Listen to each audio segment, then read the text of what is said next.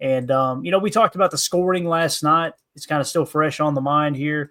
They were basically a top 10 offense, right? In some cases, a top five, some would argue. So let's get into some of the details of Matt LaFleur's offense in 2024. First of all, offense team yards per play. Okay, so this is you take the total yards divided by the number of plays the team ran, and that is a total efficiency metric, in my opinion. Okay, it's showing you how many yards you gain every time you run an offensive snap, if that makes sense. So, Green Bay finishing fifth in the league with 6.1 yards per play. Obviously, a top five offense there, up from the previous year of 5.7. So isn't it amazing? Like we finished 2023, the second half of 2023, Jacob. Jordan Love had one heck of a second half, right? Arguably the best quarterback in the league during the second half of the 2023 season. And yet you look up in 2024 and Green Bay outperformed themselves at 6.1. Does that catch you off guard a little bit? It does, definitely. And what's also interesting is if you look at that list right there, the top five, you kind of like, all right, that fits. Baltimore, Detroit, San Francisco, Tampa Bay, Green Bay, Buffalo. And then you see Arizona, Atlanta, and then on the I wouldn't say the very bottom, but 22nd, you see Kansas City down there next to the Jets and Denver. And you're like, all right, okay. It just kind of leads a little bit of credence to the fact that like we as Packer fans really do, I think we're a little too overcritical of certain things. I guarantee you, like if we were to maybe do a poll like postseason and say, hey, were the Packers a top five offense? People would probably be, if you're a Packer fan, you'd probably say no. They'd get very aggressive about it. But like when you look at the stats, man, this is what's been great about looking at these statistics and kind of taking a step back, looking at it from 30,000 feet.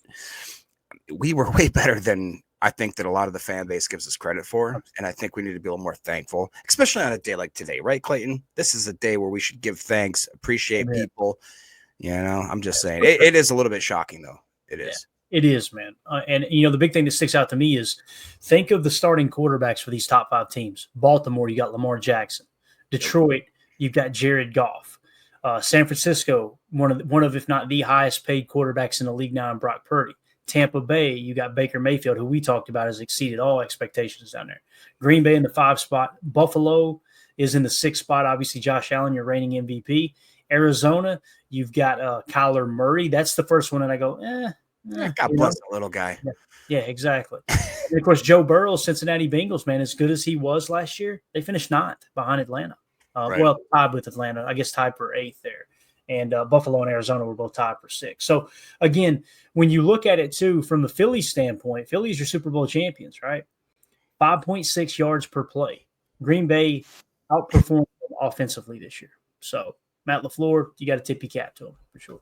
Now, some would say, okay, forget yards per play. Let's go yards per game. We actually finished 7th in yards per game. You guys know how I feel about this. Yards per play is a more true metric on how efficient the offense was, or how productive the offense was, I should say, as opposed to offensive team yards per game. And the reason being is you may get an extra possession or two, Jacob. But when you break it down per play, that shows you just how productive an offense was. Here's the list. Baltimore 1, Detroit 2, Tampa 3, San Francisco 4, Washington 5, Atlanta 6, and your Green Bay Packers in the number 7 spot. Once again, in 2023, we had 348 total yards per game. This year, we jumped all the way to 366. What sticks out to you about that list? I guess that it's more impressive than I thought. You know what I mean? Again, I'm a little bit shocked by Atlanta beating us there at the 6th spot, because you don't really see. If I'm an Atlanta fan, I'm kind of having a little bit more of quiet confidence, even with Penix going into that season. But I mean, Green Bay, again, like we're top 10, and it's again one of those things where I don't think people gave the Packers enough respect. We had our troubles last year, absolutely. But if you were to talk to, like I said, average fans and say, hey, do you think we're a top 5 offense? Do you think we're a top 10 offense? I think you get a lot of pushback, but the fact is the facts are the facts. Like the stats speak for themselves. And I think it's hopefully optimistic, because we had a lot of troubles this year. You know what I mean? Jordan Love was not healthy. The wide receiver drops were an issue. we were not firing on all cylinders. So imagine as we are basically kind of sputtering and kind of, not necessarily killing it. Imagine what we could do this year if all things start aligning and Jordan Love's healthy and we don't have the most drops out of, I don't know, any Packer team in the last 20 years. I think that we'd probably be 1 or 2, 3, we'd be a top 3. Yeah. I agree. And speaking of drops, Jacob, we got breaking news here, sir. Yeah. Read it off to the good folks here, Jacob. Mr. Chuck Jagger says, my girl said yes, my peeps, officially engaged. Congratulations to you, sir. It's always a blessing when we see it's always a blessing when we see the listeners, the whatever you want to call them, fans, members, PTA members that the part that makes this podcast so great is that you guys share a lot of information with us. Sometimes I'd argue too much in the chat. Everywhere. Jan almost everywhere. No, I couldn't be more happier for you guys. But honestly, it is a blessing too, and I think that's what's honestly unique about this podcast is that we know way too much about each other. We really do. Yeah. In some cases, we may be accessory to illegal activities as we roll through the chat from time to time. But no, on a serious note, Chuck, congratulations, man. Best decision I ever made. I made it at a very young age. Obviously, me and Mandy just celebrated our 25th year together. We've been married for 19. And I'm telling you, man, it's these people that think that there's happiness outside of trying to settle down with someone that you consider your best friend and got your back through thick and thin. I'm telling you, you're missing out. You're missing out, guys. If you're out there in the club, I know you're broke anyway. You're carrying around that same warm $7 beer all night long, trying to act like a player. Settle down. Go find you a good one. I'm telling you, from a man that's had a lot of experience, you find a good one, lock her down, man. Lock her down. I'm telling you. They're hard to come by nowadays. Really and I guarantee the ladies are saying the same thing probably. So maybe we need to straighten up. As a guy, I'm just saying. So sure. All right, sure. Back to your regular scheduled program. Because the reality is, Jacob, sometimes there's a lot of good ones out there, but every now and again you come across one and you go, could be a crackhead. You know what I'm saying? That's just the way it is. Got hold of the wrong stuff. Oh, you want that? They got hold to the wrong stuff. Exactly. All right. So here we go. The next thing, and I personally think this is more important than overall yards per play. It doesn't matter how many yards you gain. If you turn the ball over consistently, statistically speaking, throughout the history of the NFL, you're going to lose more games than you win. It's just going to happen, right? We talked about the percentage of the chances of winning. +1 turnover, you're in the 60 percentile. +2, you're in the 70, I think it is. And +3, you're in the 80, low 90s percentile there. So giving away the ball is the most crucial thing that can happen in a football game. So when it comes to giveaways last year, if you're wondering, Clayton, how in the heck are we top 5, top 10 in all the offensive categories and defensive categories, but we still, went 1-5 in the division, right? This is the statistic right here. And I'm going to continue to harp on it because I really feel like this is what's going to set Green Bay apart if they could cut down on giveaways. So overall offensive team giveaways per game, we were ranked 17th. We gave the ball away on average 1.3 times per game. Leading the way was Buffalo at only 0.4. Okay.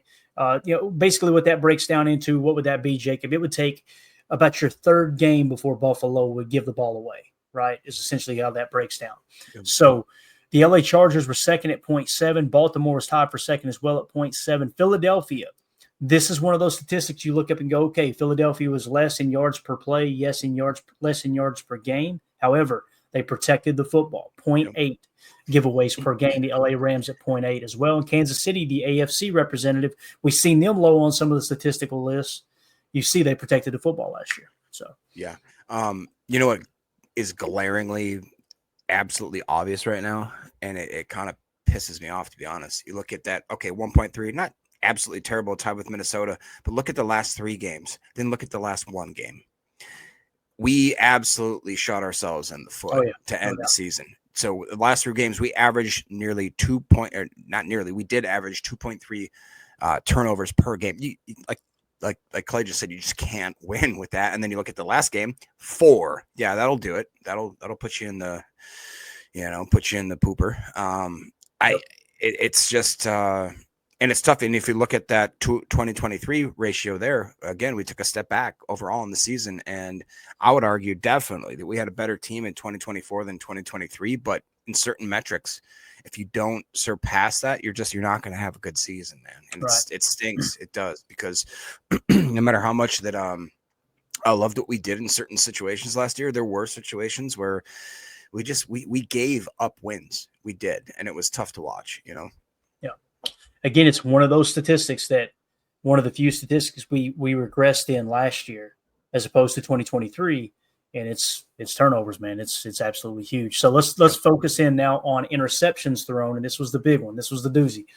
Interceptions thrown per game, we finished 19th, okay, at 0.8 interceptions thrown per game. We basically we just about averaged one interception thrown per game. Now you look at the year before, it was 0.7. Very similar. You're kind of splitting hairs there, but also look at the teams in the league. Baltimore at 0.3, Buffalo 0.3, Pittsburgh 0.3, Philadelphia 0.3. Jalen Hurts protected the football in the air. There's no two ways about it. Now, it helps when you've got an extremely, extremely effective running game, but Green Bay had a good running game as well. So that's another key statistic here in terms of interceptions thrown per game. If Jordan Love is able to cut that number down to, say, 0.5, that's when you're getting in that range, 12, 13, maybe even 14 wins. I truly believe that, because it would have been the difference in the turnover differential. Not necessarily against Philly in the playoffs where you turn the ball over 4 times, right? But I think we threw 3 interceptions, then had the 1 fumble there as well. So got to protect the football.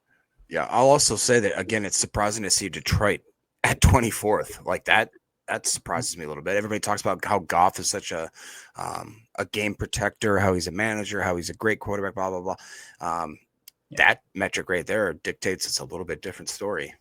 And look at their final game when they lost in the playoffs. 4 interceptions he threw. Just like I did, or just like we did, Yeah, exactly.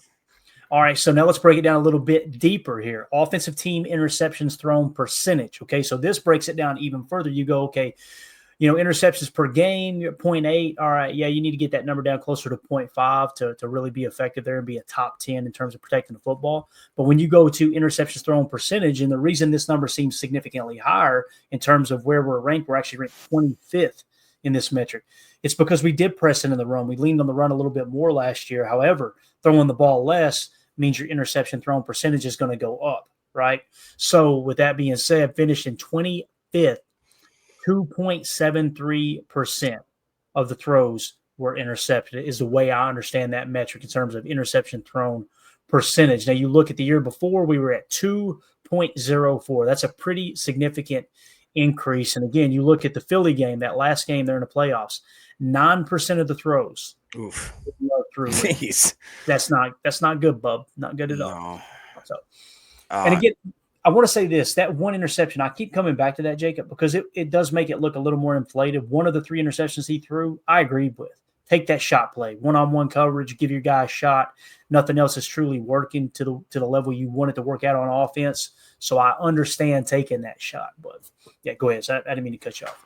No, it's, you're exactly right. I mean, it's an odd, again, grouping. You see Minnesota, Las Vegas, Detroit, Seattle, Tampa Bay, Green Bay, Carolina, Jacksonville. It's like that's such a hodgepodge of weird offenses where you wouldn't necessarily say, I don't expect Detroit to be in that group. I don't expect Green Bay, Tampa Bay to be in that grouping there. It's a weird situation. And like you said, you get 1 or 2 different interceptions that go a different way. This whole Packers squad is the whole Packers season is drastically different. You know what I mean? And it is a little bit tough. Like, that's a hard pill to swallow, because as much as I'm on Jordan Love's team, that's absolutely where I am. I think he's the guy. I think that he is going to be the guy, but there are certain situations where you're like, what the heck were you doing there? Right. And it's tough.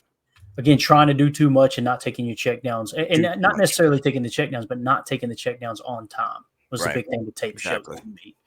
Sports Wave 86 in the house is best Packer show on the internet. Let's go. I appreciate you, Sports Wave. Thank you for the kind words. Thank you for dropping in here this evening. Let's go to fumbles now, Jacob. We talked about the Christian Watson fumble that cost us there in one of those important games, right? Fumbles were an issue. We finished 14th. right? Actually, yeah, tied for 14th there at 1.2 fumbles per game that we average. Now, if you go back to 2023, we actually cut that number down a little bit in 24 because in 23 we were at 1.3 fumbles per game. But again, splitting hairs just a tenth of a fumble there in terms of per game. I'll say this. When you throw a lot of interceptions, you have a lot of drop passes, you have a lot of penalties, you have a lot of fumbles, that typically happens with the youngest team in the league. It is what it is. So you're 1 year older now. You got a little bit older, I imagine, with the signing of Aaron Banks. And, of course, on the defensive side of the ball, who was it? No, it was Aaron Banks at guard. Who was the other signing? We got Hobbs. Nate Hobbs, Yeah. that's right. So hopefully you'll cut down on some of the penalties as well as the protecting the football. So moving along, offense, team third down conversion percentage. Here you're seeing us in the top 10. We converted on 40%, 40.39% to be exact, in terms of third down conversion. Now, that was down from the previous year of 47.97%. Okay, now when you look at the last game, we converted pretty well against Philly, 53.85%. And those last three games, it seemed to put it together. What you're looking for in the last three games, Jacob, is a little bit of momentum, right? You want to carry a little momentum into the next year. We're improving on that. I think third down conversion definitely shows that you're increasing by 8% in terms of the last three games of the season. Nonetheless, though, you finish in the top 10. I'm pretty happy with that statistic from the youngest team in the league. Yeah. Emilio, you got your clothes on? You good? Okay. Always. That's not true. That's not true. Just saying. Yeah, I agree with what you said there, Clay. If you were to categorize this, I mean, the last three, if you sort that by, we got to be, top 5, top 10 there, especially with that last one. And if you actually look at Philly, that surprises me a lot that their last three were kind of poor, and that last one was 25%. I mean, I'm just telling you, United Bates is excited to see Excelio. I don't know why. It's weird. That's right. Yeah, see, Jacob, you never get that kind of, you never get that. I don't. What's going on, man? That's I'm weird. just saying. You guys just want me to show my butt tat. I'm still waiting to see it too, so it's all right. Oh man, I tell you, all you got to do is just pay the door charge over at the office. You'll see it every That's night. true. Gotta pay the troll toll, man. So, Emilio, you're joining in here a little bit late. We're hitting on the offensive, kind of a deep dive on the offensive production from last year, efficiency, whatever you want to call it. So you can just jump right in here in a second. Offensive team yards